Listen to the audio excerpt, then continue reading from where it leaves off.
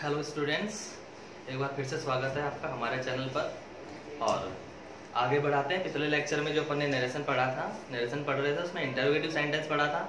आज हम जो पढ़ने वाले हैं वो होगा आपके सामने टॉपिक है इंपेरेटिव सेंटेंस। ठीक है, अब बात करें अपन इंपेरेटिव की, तो इसे आज्ञावाचक हम कह सकते हैं। कौन सा होता है ये? आज्ञावाचक। यानी कि यहाँ पे आपको किसी कार्य के लिए आज्ञा दी जा सकती है, या फिर आप इसको प्रार्थना के लिए भी यूज कर सकते हैं। प्रार्थना करनी है, दोनों के लिए आप इस वाक्य का यूज करते हैं। ओके, अच्छा, अब हम बात करते हैं कि इस प्रकार के जो वाक्य होते हैं वो शुरू किससे होते हैं।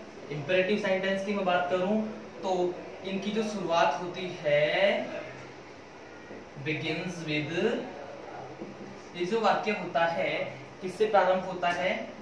फर्स्ट थिंग, ये प्रारंभ होता है आपका वर्ब की फर्स्ट फॉर्म से।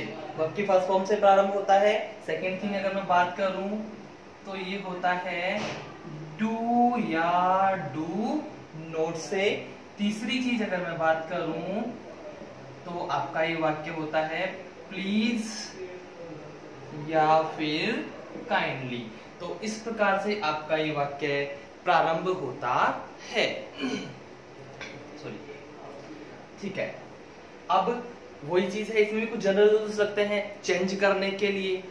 तो बात करें रूल्स की, रूल्स तो इसमें सबसे पहली चीज सैड की बात मैं करता हूं।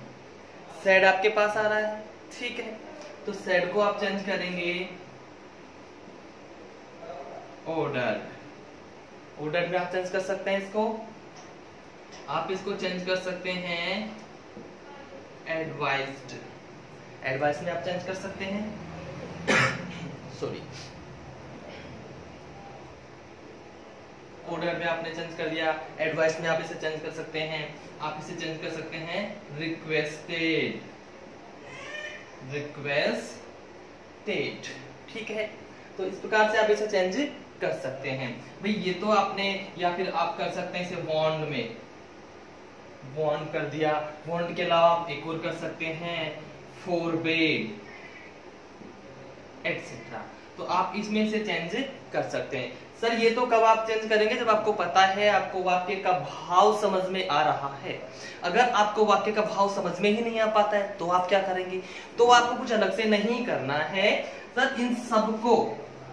इन सबको आप यहाँ पे आस्क्ड कर सकते हैं। आस्क्ड, अब आप बोलेंगे सर आस्क्ड तो आपने इंटरोगेटिव में भी किया था। बिल्कुल सर किया था, लेकिन वहां पे आस्क्ड का मतलब था पूछा, और यहाँ आस्क्ड का मतलब है कहना, कहा। यहाँ पे आस्क्ड का मतलब है कहना। तो इस प्रकार से आप इसे सैड को चेंज कर सकते हैं। सर इसके बाद जो दूसरी चीज आपकी आती है वो होता है आपका कनेक्टिव। जी बिल्कुल, कनेक्टिव की बात करूं मैं तो कनेक्टिव होता है आपका टू, और ये जो टू होता है हमेशा वर्ब से जस्ट पहले आता है। वर्ब के तुरंत पहले कहाँ आएगा ये? वर्ब से तुरंत पहले आप इसका यूज करते हैं। अगर आपने टू को वर्ब से पहले ना करके इधर उधर कर दिया तो वो आपकी गलती होगी, ध्यान रखिएगा इस चीज का। तो ये दो सबसे मेन चीजें हैं। और चूंकि ये टू है तो टू के बाद हमेशा वर्ब की कौन सी फॉर्म आती है? फर्स्ट फॉर्म आती है। तो ये भी ध्यान रखें कि जो ऐसे सेंटेंसेस होते हैं ये हमेशा प्रेजेंट टेंस में ही होते हैं, पास्ट में नहीं होते हैं। यानी एक प्रकार से आप नोट करके ये ध्यान देने योग्य बात है आपके लिए कि ये जो सेंटेंसेस होते हैं हमेशा प्रेजेंट टेंस में होते हैं। प्रेजेंट टेंस में होते हैं। तो ये आपको ध्यान देने वाली चीज होगी जब आप इसे डायरेक्ट को इनडायरेक्ट में चेंज कर रहे होंगे उस वक्त। चलिए आगे बढ़ते हैं। ये तो अपन ने, मैंने बता दिया 3 प्रकार से प्रारंभ हो रहा है। सबसे पहले हम इस टाइप को पढ़ते हैं कि अगर आपका सेंटेंस वर्ब की फर्स्ट फॉर्म से प्रारंभ हो रहा है तो क्या कीजिएगा। जी इसको अपने यहाँ तक साफ रब कर देते हैं। सबसे पहला जो टाइप है वही पढ़ लेते हैं। अच्छा, वर्ब की फर्स्ट फॉर्म से आपका सेंटेंस स्टार्ट हो रहा है। मैं यहाँ पे ले रहा हूं example first, he said to me, he said to me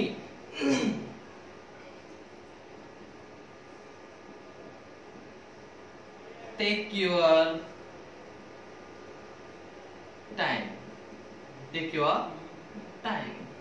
अब यहाँ पे आप देख रहे हैं टेक योर टाइम। सर यहाँ पे जो कह रहा है he said to me take your time, अब यहाँ पे आप देखें सर वॉन्ड है कि एडवाइज्ड है कि ऑर्डर्ड है, क्या है सर समझ में नहीं आ पा रहा है।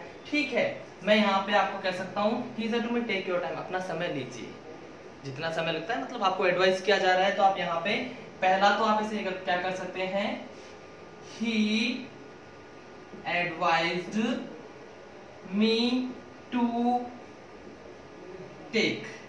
अब यहाँ पे जो योर है ये किसके लिए यूज हो रहा है, मी के लिए यूज हो रहा है। और योर यहाँ पे क्या है, पजेसिव है। तो सर आप ध्यान दीजिए यहाँ पे जो मी है इसका पजेसिव यहाँ पे यूज किया जाएगा, टू टेक माई टाइम। एक तो आप इसे इस प्रकार से चेंज कर सकते हैं।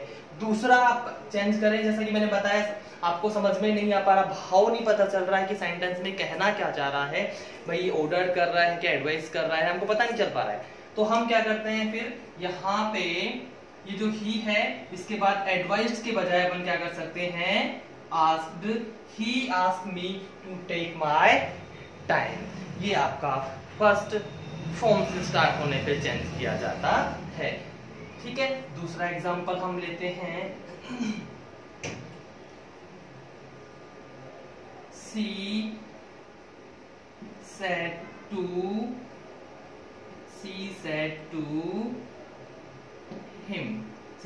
to him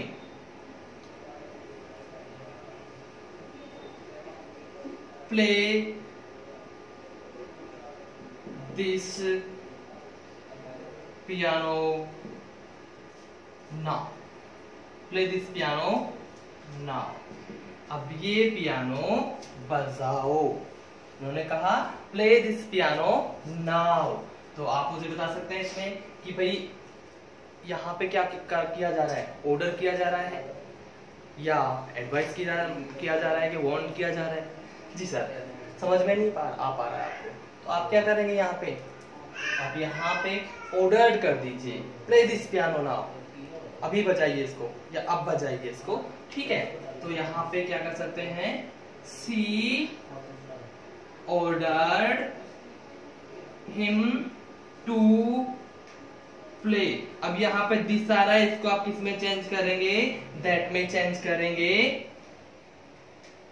that piano then, और ये आपका वाक्य कंप्लीट हो जाता है। तो ये जो मैंने बताया अभी, ये कौन से थे आपके वर्ब की फर्स्ट फॉर्म से प्रारंभ होने वाले सेंटेंसेस थे। अच्छा, तो फर्स्ट हुआ कंप्लीट। फिर भी इसमें कोई डाउट हो, अब यहाँ पे मैंने 2-3 चेंजेस किए हैं आपके सामने। भाई एक तो टू लगाया और मैंने बताया था कि वर्ब से जस्ट पहले लगता है, तो ये टेक हो गया वर्ब की फर्स्ट फॉर्म में, इससे जस्ट पहले लगाया है मैंने। यहाँ पे प्ले है, प्ले से जस्ट पहले लगाया है, तो वो आपकी जो स्ट्रेटेजी है वो काम कर रही है कि वर्ब से जस्ट पहले लगाना आपने लगा दिया। यहाँ पे नाउ है, ये किसको शो कर रहा है, टाइम को शो कर रहा है। तो टाइम वाली जो टेबल लिखाई थी टाइम डिस्टेंस, उसमें से आपने यहाँ पे देखा कि नाउ देन में चेंज होता है, सर आपने चेंज कर दिया। ये भी आपका टाइम और डिस्टेंस वाली टेबल में से, तो इसकी जगह आपने क्या कर दिया, दैट कर दिया। ठीक है, इसके बाद दूसरा लेते हैं हम, वर्ब की फर्स्ट फॉर्म के बाद दूसरा आपका डू या do not.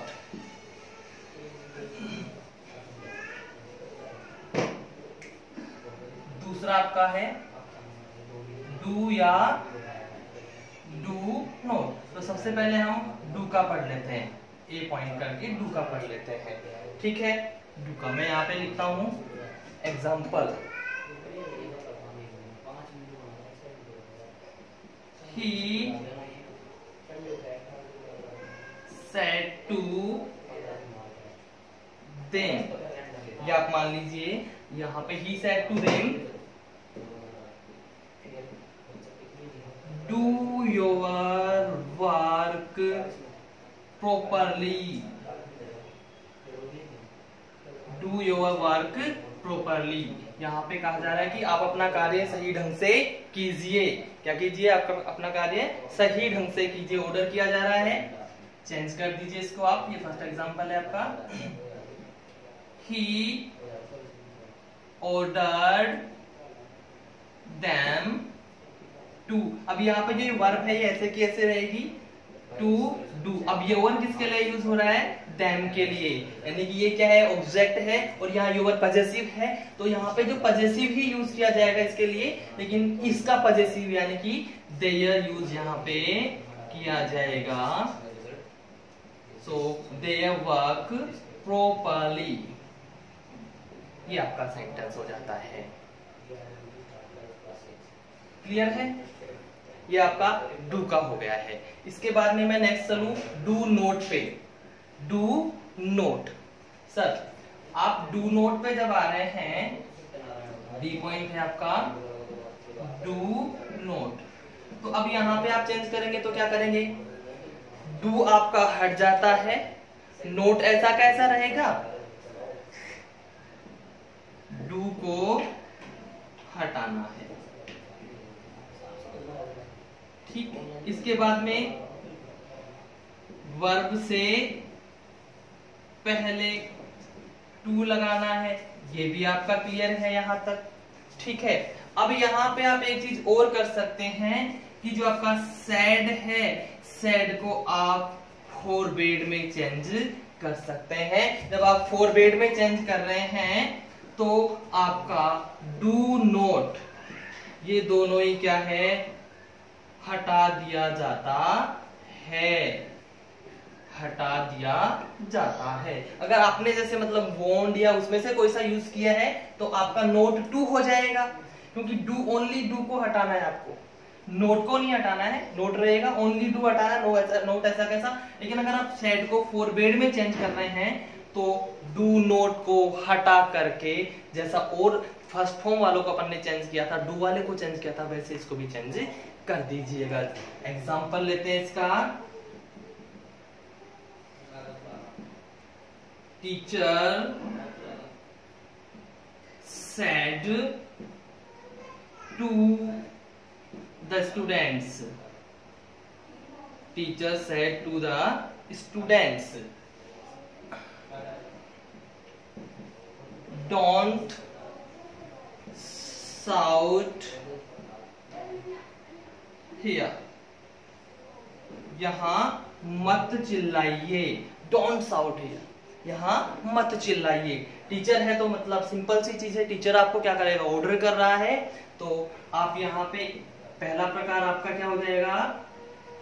Teacher ordered the students. अब यहां तक तो ठीक है। अब ये डू नोट है, तो यहां से आप क्या करेंगे? डू को हटा देंगे, नोट ऐसा का ऐसा। अब ये वर्ब है टू साउट, और हियर की जगह क्या हो जाता है? देयर। तो ये हो गया teacher order the students not to shout there. अब फॉरवर्ड लगा के मैं अगर चेंज करता हूं तो किस प्रकार से होगा? है आपका टीचर forbade the students। अब यहाँ पे जो नोट था, ये दोनों डू और नोट दोनों यहां से हट जाएंगे और सीधा टू साउट देयर। ये आपका डू नोट वाला एग्जाम्पल हो जाता है। तो अपन ने वर्ब की फर्स्ट फॉर्म के एग्जांपल्स देख लिए, डू और डू नोट के एग्जांपल्स भी देख लिए। एक एग्जांपल और दे देते हैं आपको डू नोट का, बेटर अंडरस्टैंडिंग के लिए।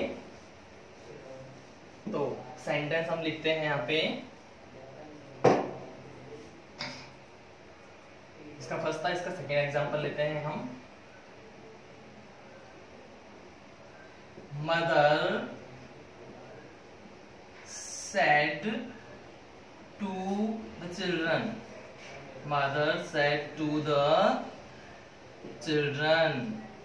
माँ ने बच्चों से कहा. Don't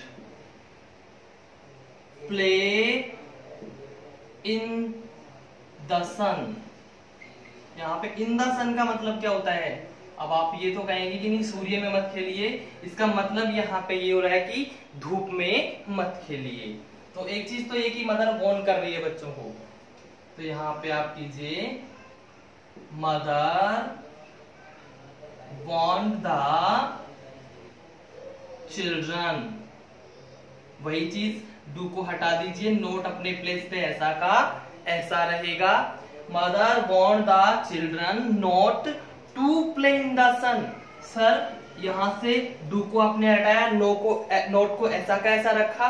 to play in the सन. तो ये तो आपका हो गया फर्स्ट टाइप. सेकेंड टाइप की अगर मैं बात करूं तो यहां पे क्या होगा? Mother forbade the children. अब यहां से डू और नॉट दोनों ही आपका हटा दिया जाता है, तो सिंपल है टू प्ले इन द सन. ये आपका सेंटेंस कंप्लीट हो जाता है. ठीक है. अब इसमें जो अंतिम बचा हुआ है, और यहाँ पे मैं बता देता हूं आपको कि फोरबेड का मतलब क्या होता है? मना किया.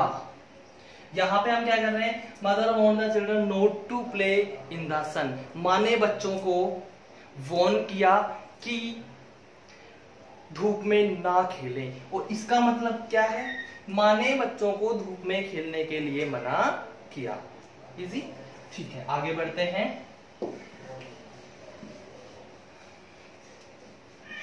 तीसरा टाइप जो इसका है वो है प्लीज या काइंडली से अगर आपका स्टार्ट हो रहा है. तीसरा टाइप जो है वो क्या है? या तो प्लीज से प्रारंभ हो सेंटेंस, या आपका काइंडली से प्रारंभ हो.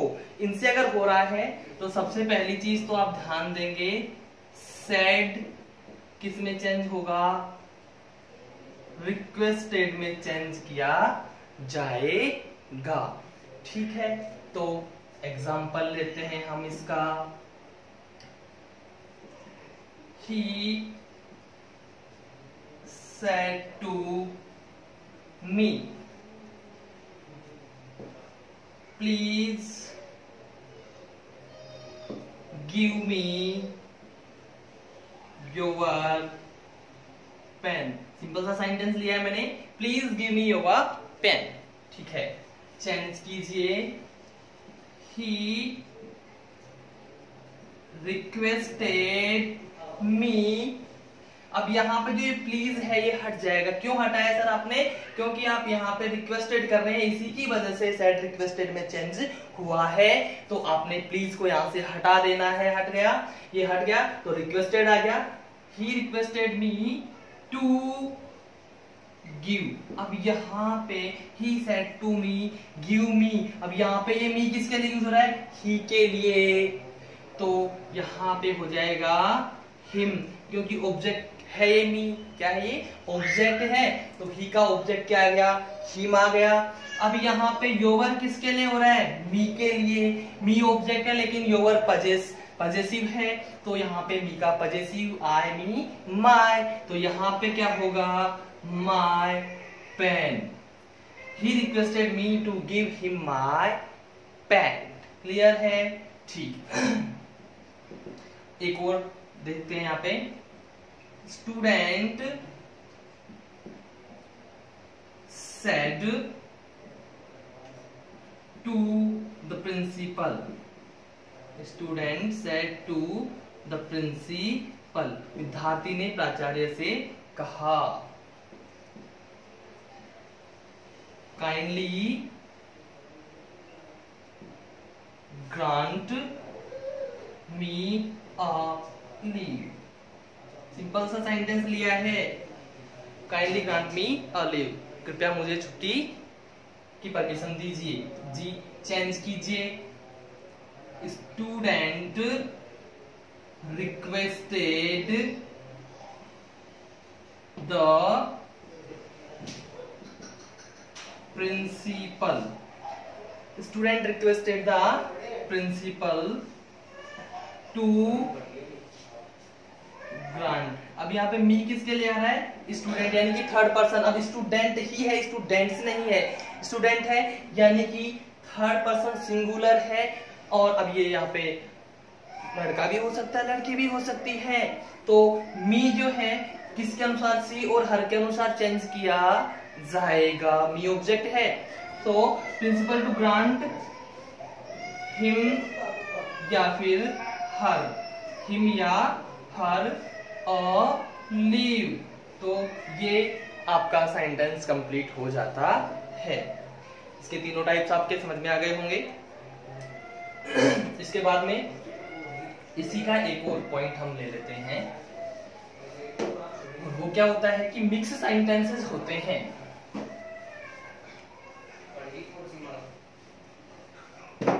कि इंपेरेटिव में जैसे कि मिक्स सेंटेंस आ गई, मिक्स सेंटेंसेस यानी कि मिश्रित वाक्य यहाँ पे आ जाते हैं। मैंने यहाँ पे लिखा एग्जाम्पल के लिए, सी said to me, she said to me, I am in trouble। ध्यान दीजिए यहाँ पे क्या होता है कि जो इन्वर्टेड कोमास होते हैं, इन्वर्टेड कोमास के अंदर ही दोनों सेंटेंसेस आपके पाए जाते हैं। यानी कि इन्वर्टेड कोमास में दो वाक्य होते हैं और दोनों वाक्य अलग अलग होते हैं। ये तो एक मिक्स सेंटेंस हो जाता है आपका। मैंने यहाँ पे लिखा, she said to me, I am in trouble, will you help me. She said to me, I am in trouble, will you help me। तो अब यहाँ पे आप देखिए पहला सेंटेंस ये हो गया और दूसरा सेंटेंस ये हो गया है। तो दोनों को चेंज, अब ये जो है आई से स्टार्ट हो रहा है, मीन्स ये प्रोनाउन से है, मीन्स असर्टिव सेंटेंस है, और ये कौन सा हो गया आपका? इंटरोगेटिव। तो उसी हिसाब से आप इसको चेंज कीजिएगा। सबसे पहले तो आप इसको जब चेंज कीजिएगा तो इस सेंटेंस के हिसाब से, तो सी टोल्ड मी, क्योंकि कौन सा है? असर्टिव सेंटेंस है, तो सेड टू है यानी कि टोल्ड में चेंज हो गया। सी टोल्ड मी दैट। अब ये सी आई किसके लिए यूज हो रहा है? सी। तो यहां पे क्या होगा? She was in trouble, she was in trouble and asked if। अब यहां पे किससे स्टार्ट हो रहा है? हेल्पिंग वर्ब से स्टार्ट हो रहा है। She was in trouble and asked if. अब यहाँ पे जो यू हो रहा है ये किसके लिए यूज हो रहा है? मी के लिए। ये यहाँ पे सब्जेक्ट है, ऑब्जेक्ट है यहाँ पे ये, तो उसका यहाँ पे जो है इसका सब्जेक्ट इसके लिए यूज किया जाएगा, तो यहाँ पे आ जाएगा आपका I. If I would help her, if I would help her. और यहां से जो क्वेश्चन मार्क है, ये क्वेश्चन मार्क आपने हटा देना है, फुल स्टॉप लगा देना है। ध्यान दीजिए, एक बार फिर से बता दे रहे हैं, डबल सेंटेंसेस है। पहला सेंटेंस असर्टिव का है और दूसरा इंटेरोगेटिव का। तो पहले को आपने असर्टिव के अनुसार चेंज किया, सी टोल्ड। अब आप पूछेंगे सर टोल्ड क्यों कर दिया? क्योंकि प्रोनाउन से प्रारंभ हो रहा है, सेड टू टोल्ड में हो जाएगा। क्लियर है? That she was in trouble, she के लिए यूज किया जा रहा है, तो थर्ड पर्सन ऐसा कैसा आ गया? प्रेजेंट कंटिन्यूअस है, पास्ट कंटिन्यूअस हो गया। अब दोनों को कनेक्ट करने के लिए आपने एंड यूज करना होता है।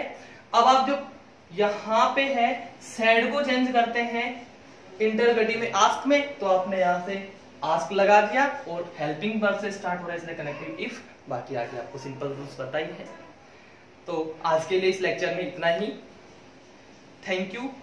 और हमारे चैनल को लाइक कीजिए, शेयर कीजिए एंड सब्सक्राइब कीजिए। और अगर कोई डाउट्स हो तो आप कमेंट बॉक्स में डालिए, आपको सॉल्यूशन मिलेगा।